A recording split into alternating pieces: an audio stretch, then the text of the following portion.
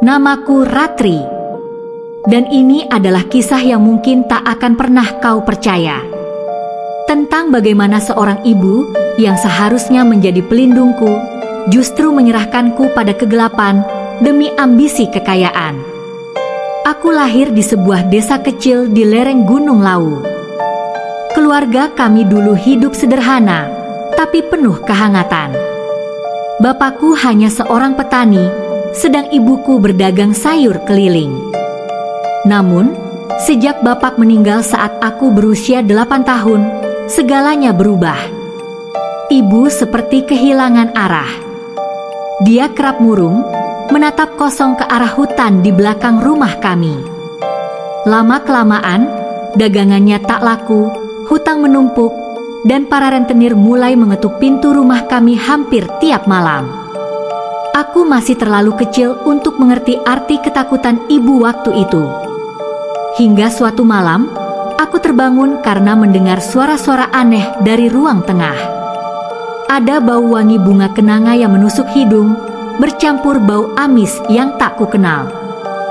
Saat mengintip dari celah pintu, kulihat ibu duduk bersila di lantai, menyalakan lilin-lilin merah. Di depannya, terhampar sesajen, ayam hitam yang sudah disembelih, beberapa lembar uang lusuh, dan seuntai rambut. Aku curiga itu rambutku, karena beberapa hari sebelumnya, rambutku tiba-tiba dipotong diam-diam saat tidur. Ibu berbisik pelan, "Kakang, aku siap lakukan apa saja, asalkan hidupku kaya, lunas semua hutangku, dan Ratri bisa sekolah tinggi." Tapi kalimat berikutnya membuat tubuhku menggigil. "Ambil saja anakku, asal aku mendapat balasan berlipat." Sejak malam itu, mimpi-mimpi buruk datang bertubi-tubi. Aku selalu melihat sosok tinggi besar, bermata merah menyala, mencakar-cakar jendela kamarku. Dia memanggil namaku, "Ratri, ikut aku." Keesokan harinya, keadaan kami tiba-tiba berubah drastis. Rumah yang reot diganti dengan rumah bata yang besar. Ibu membuka toko kelontong yang selalu ramai. Semua orang desa iri, bertanya-tanya dari mana datangnya keberuntungan ibu.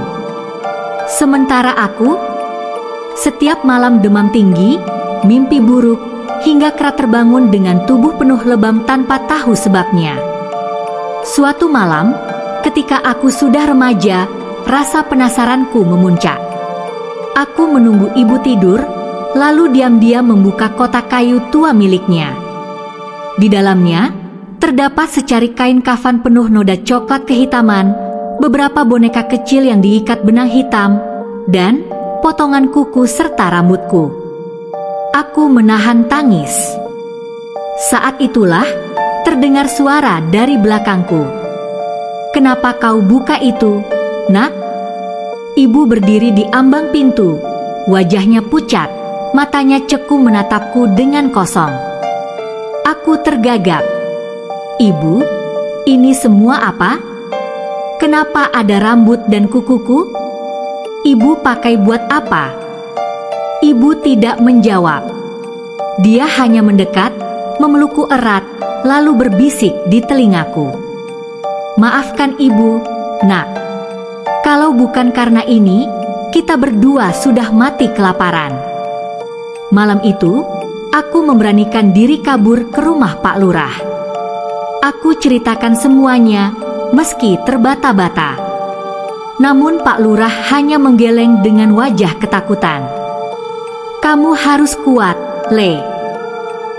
Kalau ibumu sudah terlanjur janji pada penunggu alas gung, tak akan mudah memutuskannya." Aku menangis, merasa terjebak.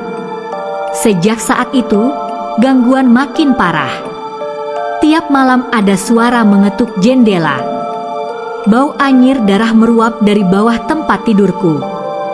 Pernah sekali, saat bercermin, bayangan di kaca bukan lagi diriku, melainkan sosok wanita pucat dengan mata hitam legam, tersenyum sinis padaku.